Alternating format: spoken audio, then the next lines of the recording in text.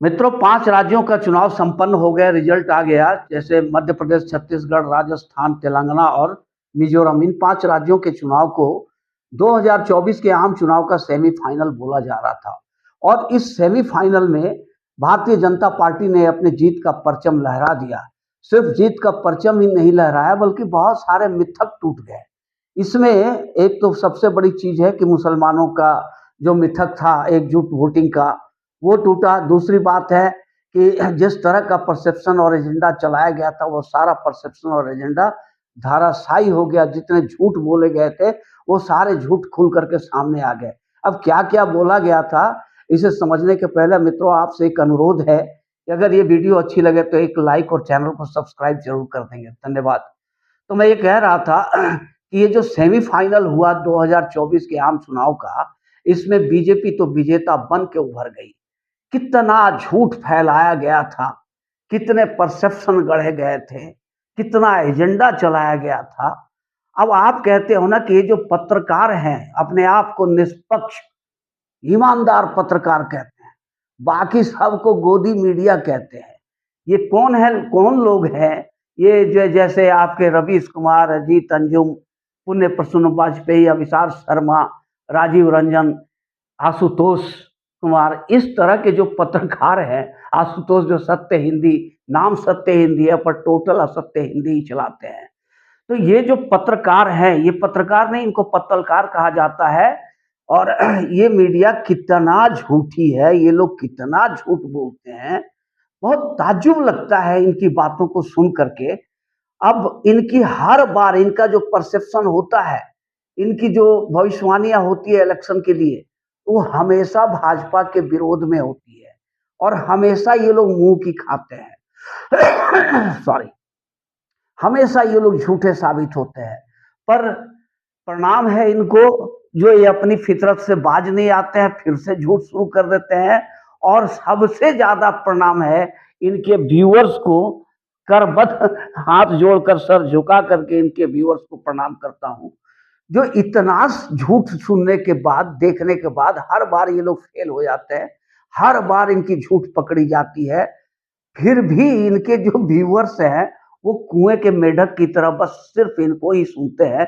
उन्हें बाहरी दुनिया से कुछ लेना देना नहीं कि बाहर में क्या हो रहा है और बाहर में ग्राउंड जीरो पर स्थिति क्या है, इससे इनको कोई मतलब नहीं है। ये लोग जहाँ चुनाव होती है, वहाँ ये पहुंच जाते हैं क्या करने के लिए कि माहौल क्या है, माहौल बताएंगे।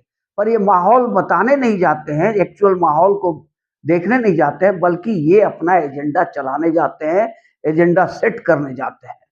ये जितने पत्रकार हैं, ये राजीव रंजन 130 सीट एमपी में दे रहे थे कांग्रेस को।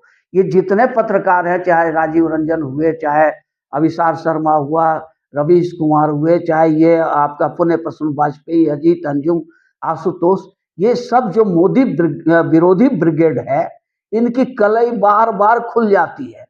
कैसे इतना ही झूठ बोल लेते हैं, ये बहुत ताज्जुब की बात है।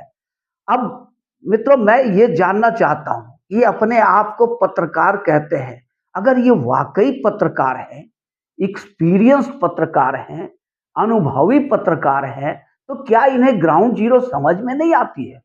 जनता के मन की बात इन्हें समझ में नहीं आती है? अगर ये जनता की भावनाओं को, जनता के व्यवहार को, जनता के मन को नहीं समझ पाते हैं, तो ये पत्रकार किस काम के हैं? ये किसी भी काम के पत्रकार नहीं है। पर नहीं, ये सच नहीं है मित्रों, ये सब जानते हैं। ये सब कुछ जानते बूझते भी झूठ बोलते हैं, परसेप्शन क्रिएट करते हैं, अपना एजेंडा चलाते हैं कांग्रेस के समर्थन में और भाजपा के खिलाफ। हर बार ये झूठे साबित हुए हैं। इस बार भी ये लोग पूरी तरह एक्सपोज हो गए, पूरी तरह इनकी झूठ खुल करके सामने आ गई। अब ये क्या करते हैं कि जब जाते हैं ग्राउंड जीरो पर, तो इन्हें इस बात का तो इल्म रहता है कि हवा भाजपा के पक्ष में चल रही है या विपक्ष में चल रही है, जानते हैं इस बात को।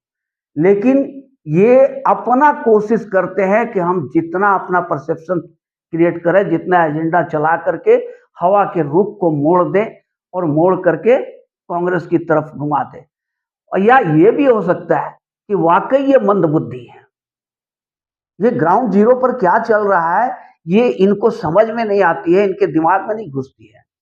या फिर ये बात ऐसी होती है कि ये जानबूझ करके ग्राउंड जीरो के हकीकत को देखना नहीं चाहते हैं। असलियत यही है कि जहां भी भाजपा की धुंध डंका बज रही है, जहां भाजपा के जीतने विजय की आसार नजर आ रहे हैं, जहां उसके जीत के लक्षण नजर आ रहे हैं, ये लोग आंख और कान बंद कर लेते हैं कि ना ना ना ना ना, ये तो सुनना ही नहीं है कि भाजपा जीत रही है।